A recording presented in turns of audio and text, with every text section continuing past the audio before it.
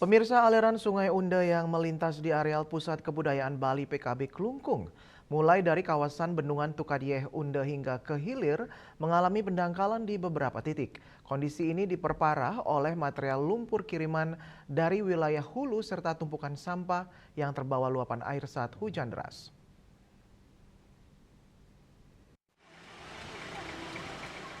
Pendangkalan yang terjadi membuat aliran sungai tidak lancar dan berpotensi menimbulkan hambatan air.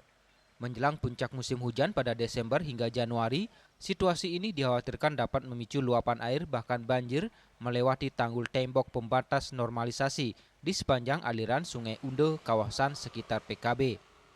Untuk itu pihak terkait pemerintah mendorong agar dilakukan pengerukan pada titik-titik pendangkalan serta diharapkan segera melakukan penanganan agar aliran sungai kembali normal. Mengingat intensitas hujan diprediksi meningkat dalam beberapa saat, puncaknya bulan Desember hingga Februari. Winate, Bali TV.